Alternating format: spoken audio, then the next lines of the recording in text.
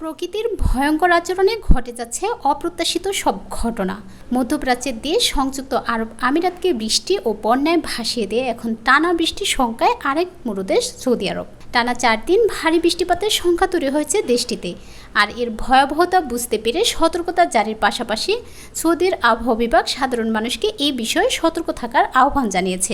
সতর্কবার্তায় বলা হয়, মক্কা ও এর আশেপাশের এলাকায় ভারী বৃষ্টিপাতের আশঙ্কা রয়েছে। মধ্যপ্রাচ্য ভিত্তিক সংবাদ মাধ্যম গলফ নিউজ জানিয়েছে, এই 4 দিন সৌদির বিভিন্ন অঞ্চলে মাঝারি থেকে ভারী বৃষ্টিপাতের সম্ভাবনা রয়েছে, পাশাপাশি শিলাবৃষ্টিও হতে পারে। পবিত্র নগরী মক্কা এবং এটির আশেপাশের অঞ্চল তায়েফ, মাইসান, আদহাম, রানিয়া এবং আল মুয়াহতে আবহাওয়া সবচেয়ে বৈরী থাকতে পারে।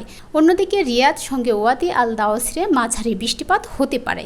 দেশটির আবহাওয়া দপ্তর সম্ভাব্য ধূলিঝড়ের সতর্কতা দিয়ে বলেছে, উচ্চ গতিসম্পন্ন বাতাসের কারণে কোথাও কোথাও ধূলিঝড় হতে পারে। এতে করে পরিস্থিতি আরও খারাপ হয়ে উঠতে পারে। আবহাওয়া দপ্তর তাদের নির্দেশনায় বৃষ্টির সময় উপত্যকা এবং জলাবদ্ধ এলাকা থেকে দূরে থাকার অনুরোধ জানিয়েছে। একদিকে যখন বৃষ্টি বন্যায় ভেসে যাচ্ছে মধ্যপ্রাচ্যের দেশ, তখন অন্যদিকে দক্ষিণ এশিয়ার দেশ বাংলাদেশের তাপমাত্রা বাড়ছে অসহনীয় পর্যায়ে। গতকাল সৌদি আরবের রাজধানী রিয়াদে সর্বোচ্চ তাপমাত্রা রেকর্ড হয়েছে 35 ডিগ্রি সেলসিয়াস। অথচ একই সময়ে বাংলাদেশের গরমে হাঁসফাঁস, সর্বোচ্চ তাপমাত্রা পৌঁছেছে 42 ডিগ্রি সেলসিয়াসে।